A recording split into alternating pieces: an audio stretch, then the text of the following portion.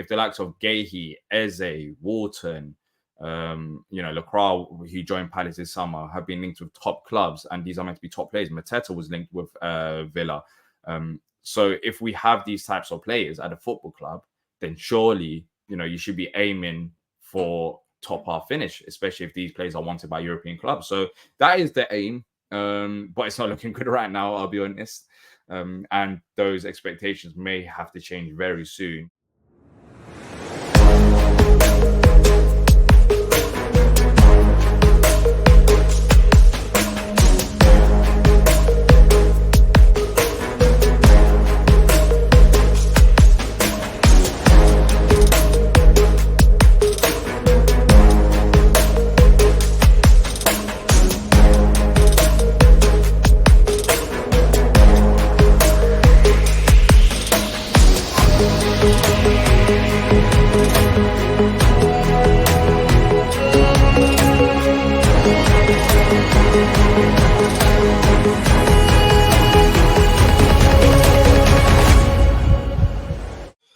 What's going on, people? It is D from Back of the Nest, Crystal Palace fan channel, here for a quick preview ahead of the game on Sunday. First of all, thank you for having me on the channel. I'll be honest, it's not looking good on Palace's side of things, but I'm going to be explaining it all ahead of this game. So let's start off with the first question.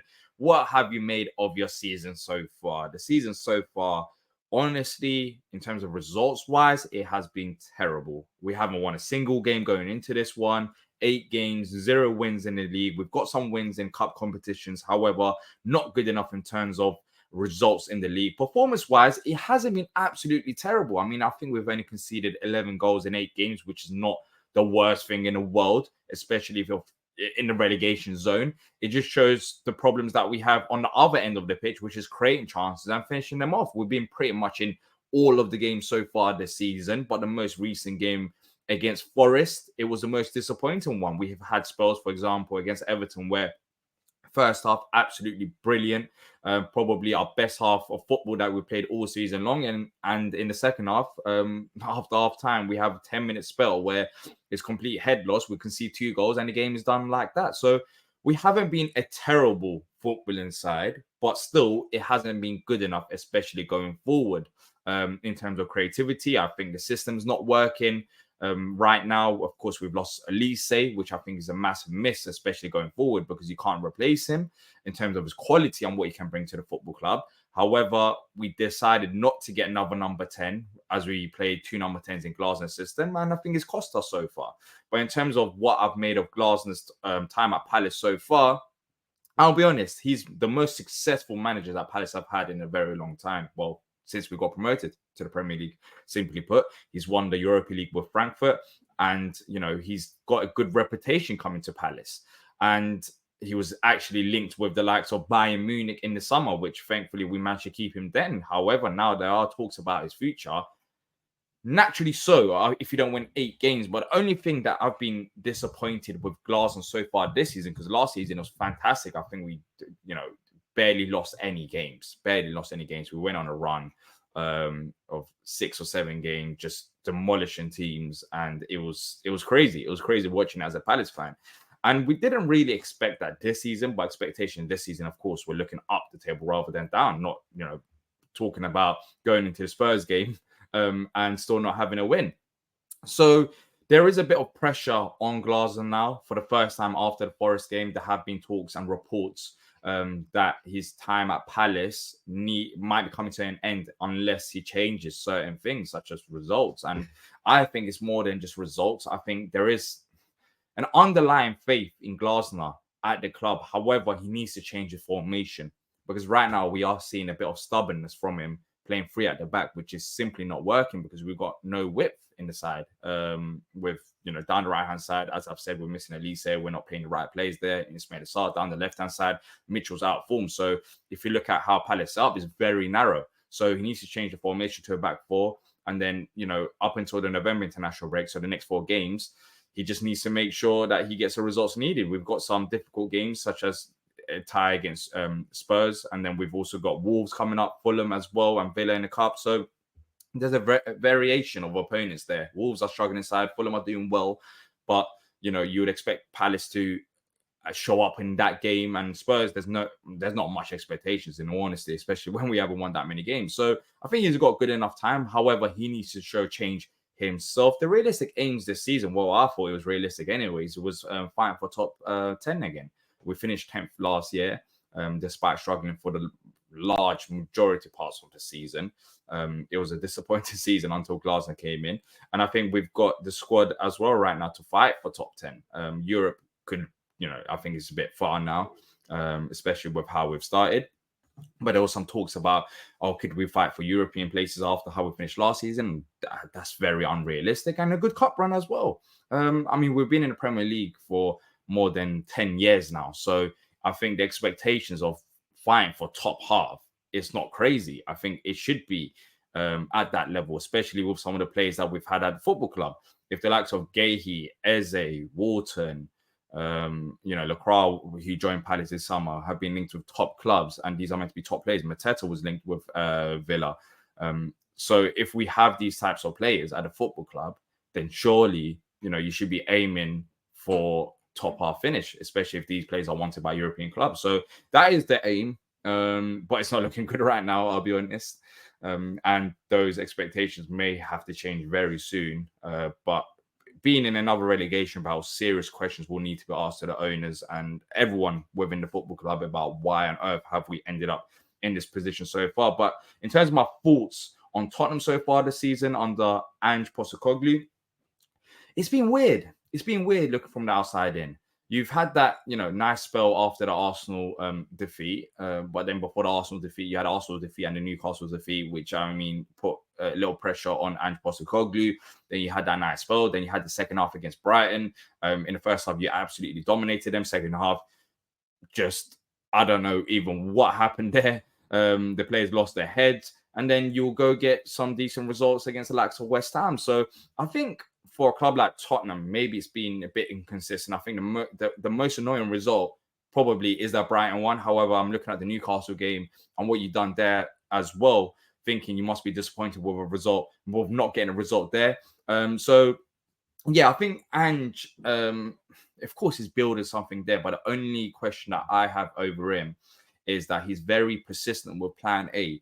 And you might get good results, as we've seen so far this season, and also some bad ones. But that's the thing. You need to be very consistent if you want to go and win something in this division, and also even in domestic divisions. And I just feel like there might be the odd game or two where he gets figured out and he doesn't want to change it.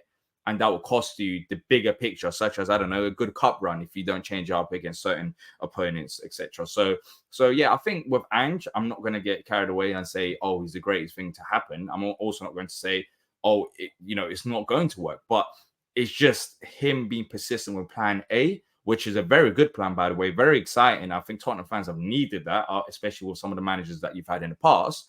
It's just the end goal for Tottenham is to win trophies. Will he be able to win trophies with that over in England, whereas he has done it abroad? So that's the biggest question.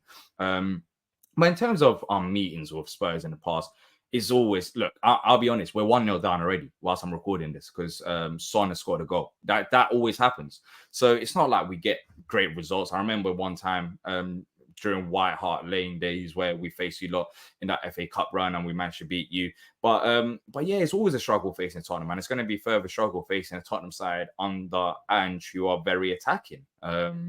But then again, we've only conceded 11 in 8 games, I believe, in the league. So we haven't been that terrible in defense. However, in the past, it has always been a struggle and it will be a struggle. I don't know. We just don't seem to get results against Ange or whatsoever. Not just Ange, just against Tottenham whatsoever.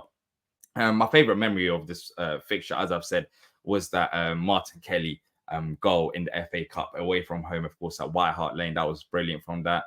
And also, I was at the game where Yannick Bolasie done his skill move and invented it on the day. And everyone else was like, what on earth is he doing? So I was there as well for that as well. Which Spurs players do I fear? As I've said, Son, because we're already 1-0 down in my head going into the game. But you've got, Van der Ven. He's a top quality defender, very fast on and off the ball, very composed as well. He's a very good there. James Maddison is a solid player, but I was interested to see him get subbed off for Sarr in the game against West Ham, because it did feel like you had a bit more of a balance and then you ended up scoring more goals. Solanke, of course, a good player. Brennan Johnson has been scoring goals. He was in a good run of form, but despite those goals, I still don't think it's going to be good enough to have Brennan Johnson at your football club if you want to reach the heights you want to reach, with all due respect. That's my opinion, but I may be wrong. So he's in a good purple patch. He'll probably score against Palace now that I've said that. But yeah, you do have some great attacking players, but it's more about your system, your manager as well. So that's what I do fear. Which Palace players should you look out for in this game? No one. I don't know who to look out for. Maybe the defenders. Lacroix, he's fast, good on the ball. We signed him over in the summer. The likes of Eze, who was linked with Spurs, very average start to the season so far, missing a lot of chances. And Enquiries has actually been good for us. I know you lot know him from the Arsenal days, and he's become like a meme in the football world, but he's actually been solid. He created the most chances in game week 8 in the Premier League this past weekend. So he's been solid for us. Maybe Enquiries or Mateta, I expect him to start, who hasn't been starting. So there's a few, but there's no one in particular to watch out for because no one is in form right now for Palace. And the sort of game I'm expecting is Palace to be solid defensively and try to hit Tottenham on the counter-attack, because, I mean, Tottenham would love spacing behind, and I don't think Glasner would want to do that.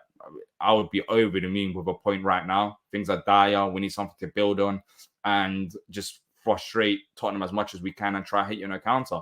Look, in the past, we have sat back, but we've sat back for the sake of sitting back rather than having a game plan going forward. Under Glasner, in general, every game he approaches, he's there to try and win that game. So there should be a game plan to try and hit you on the counter-attack if we do sit back. So maybe look out for that. But then again, our attack has been very poor so far this season. So unless we change the formation, I don't really see much happening going forward. My predicted lineup and score prediction, I don't know. In terms of predicted lineup, it's very hard to say right now because Glasner did mention that he could potentially change the formation and a few players going into the next game. Maybe that is a problem. So I don't know if he's going to change it in this game, but if he doesn't change it, it'll be Chalobah.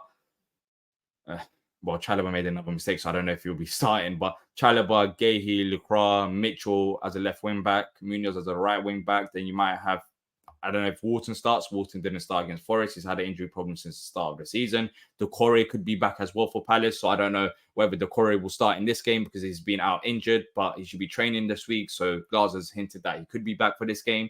So if it's not Wharton and Doucouré, then it'll be Wharton, Hughes and Lerma. It should be Eze and Enquiries. I expect him to start, but then does Mateta start in this game? I expect him to do so. Who hasn't? But I'm expecting a change of formation.